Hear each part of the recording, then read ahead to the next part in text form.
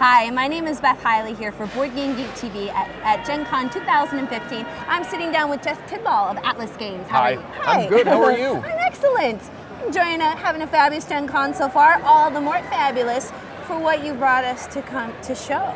No, I hope you dig it. How's that for a segue, huh? So you brought us 3 Cheers for Master! Yes, 3 Cheers for Master is in the last 2 months, 3 months maybe, we sent this out. So it is gaining some great momentum. We sold out the first print run the first week that we had it. Well done. So more are on the way, and people are digging it so far. It must have been really satisfying. You're it like, was yeah, we're out. extremely satisfying. All right, so what to expect when we open up the box? What are we trying to achieve? So 3 Cheers for Master is a relatively traditional card game. Components go. It's 110 cards. It's got a couple of little punchboard tokens as well. This is a game where you are the minion of an evil overlord, and that's good. And your evil overlord has conquered the entire world, and that's good. But also it's bad, because Master is depressed now, because he didn't have an emotional end game for what am I going to do now that I have accomplished my life's ambitions. And so it's such a common problem. You are worried that he will probably kill you. Okay, that's legit. The good news is you have a plan. The bad news is your plan is stupid.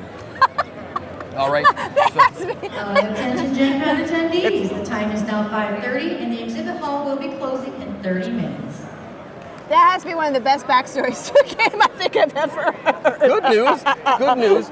So your plan is so Master has all of these war-hungry minions that he has deployed in his wars to win the world. Who are now just like wandering around. And so what you're going to do, now that he's pretty much done with them, is stack them up into cheerleading towers. So that when Master returns, they will wave their pom-poms and pennants and flags, and Master's heart will be uplifted, and he will perhaps kill someone else.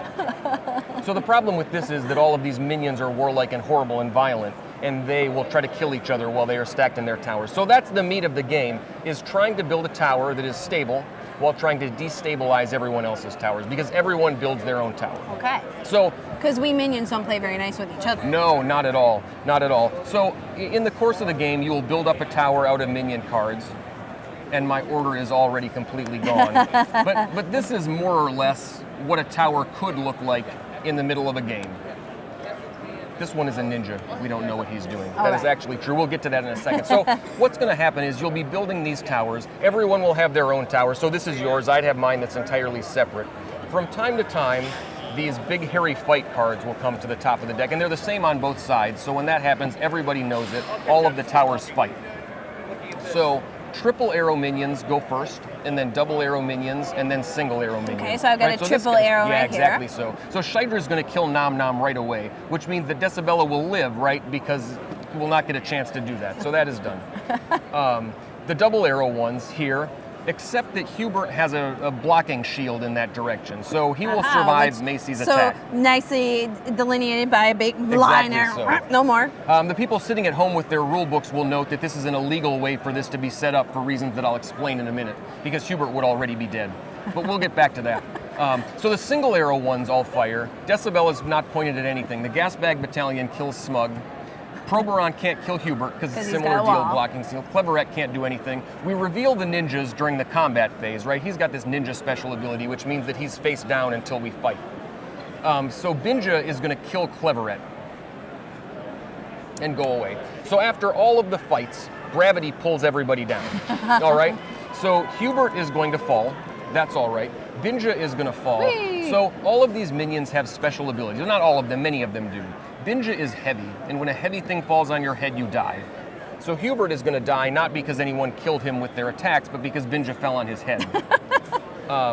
And where the real fun of the game comes in is in the interactions of all of these special abilities. So there are some, right, we saw what heavy is good for. Some of them fly, so if we had wound up in this situation, like this, these two guys both fly, so they would just hover there. Oh, okay, they wouldn't fall down. So one of the interesting interactions, though, is that since you can play on other people's towers, when I notice later on that you've got these flying guys, I find a heavy one. A flying one that's not supported can't support a heavy one. So these guys will crash even outside of a fight. When weak minions fall, they die. So this one would die just from having a heavy one on top of it. Same deal with this one. He's both flying and weak, so he's going to fall down and die. And then, as we know, when a heavy one falls on your head, you die. So all of these interactions make it very difficult to build a stable tower, which is what you desperately want to do, because if you don't, Master will probably kill you when he comes back. So we've got ninjas, and they're armored ones that can take 2 wounds. They turn upside down in the middle. The thing that I had done wrong before when I just set this up quick is that Hubert, poor guy, is claustrophobic. And so he doesn't dies want to be in the if middle. ever he is completely surrounded. So he would never have been allowed to be in a position like that. The people reading the rule book will now be appeased. Exactly so. So well done. You're welcome. But yes.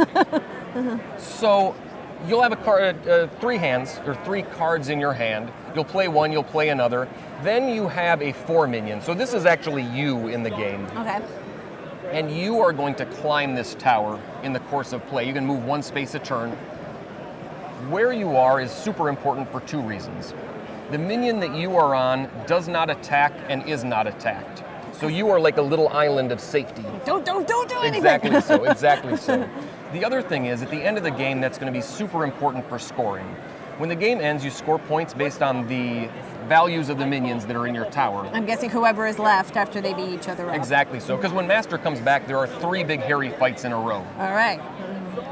You get to multiply your minion's value by his height in the tower, as long as you climbed that high. So, like if you ended the game in this situation, you get 2 and 3 and 2. This one would be worth 4 because it's base 2, second row, so 2 times 2, and you got that high, so you unlocked it. Worth 2 here, and then this one's only worth 1. But so, like, say you wind up with Hubert in the 4th row at the end of the game when you've got that high, he's worth 8 points all by himself. 2 times 4. Yeah, exactly so. So that's why your 4 minion is super important. And then most points wins. Yeah, exactly so. Determining the Exactly bestest so. tower of them all. And the game just ends. There's this master card that is shuffled into the deck, so when he comes up, that's it. So you're not exactly sure when he's going to show There up. is a Master is Coming card, so that's somewhere above in about the bottom third of the deck. So when this comes up, everybody is alerted that the game could end at any time, and then when it comes up, it ends immediately. There are the 3 big hairy fights, and then you total up the scores, and that's it. I'm guessing that's a technical term, is the big hairy fight. It is actually a technical term. Oh, well, that looks like I'm finding myself trying really hard not to giggle as you were explaining things, because I'm like, the monsters in the cheerleading pyramid. This fits our personality at Atlas well because it has that stuff about it. Quirky humor to it, and the artwork is really quite fantastic too. I like the names that are not quite right. You know, instead of a Hydra, we have Shydra. Yes. So the designer of the game did all of the artwork. Oh, even better. And then there is a Google spreadsheet that maybe still exists of hundreds and hundreds of alternate names for all of these people that we worked on for a long time. Well, I can't wait to try this out on myself. So that was 3 cheers for Master. Thank you for having us on. Thank you.